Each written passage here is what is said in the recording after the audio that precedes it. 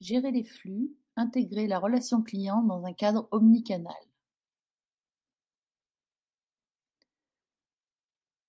Comment accompagner l'attente du public? L'attente du public n'est pas présente qu'en magasin. On peut la retrouver également dans d'autres environnements, tels que les environnements suivants: en accueil physique, au téléphone, par courriel ou sur les réseaux sociaux.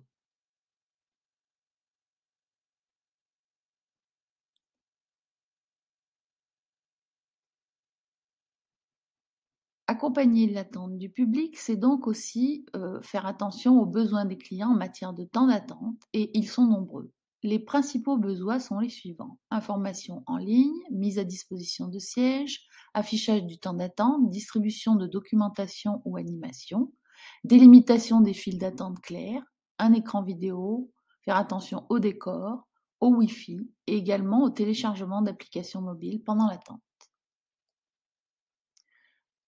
Avant la mise en place d'actions compliquées ou onéreuses visant à accompagner l'attente, on peut mettre en place une salle d'attente, installer un distributeur de boissons, installer un écran de télévision, mettre à jour son site internet, afficher les heures de forte affluence, proposer des alternatives, prise de rendez-vous ou traitement des demandes à distance, et également former le personnel d'accueil.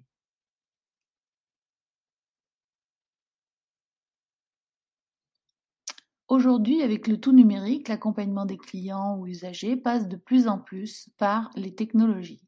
Donc, on retrouve dans ces technologies la borne, le site internet, le chatbot et la file d'attente virtuelle. Ce sont des technologies pour réduire l'attente en physique.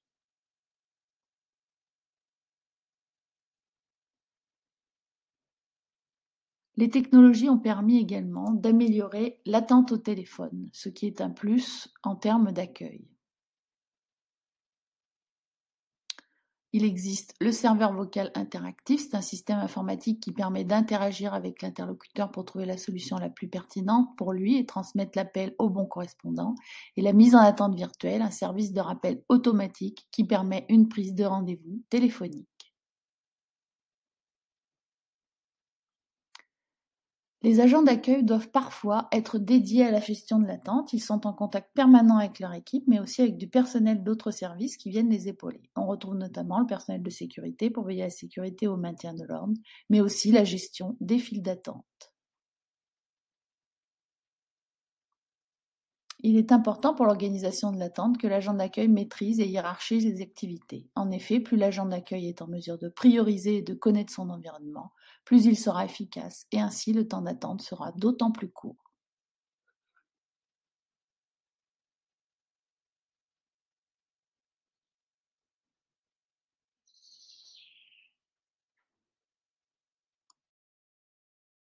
Created using Powtoon.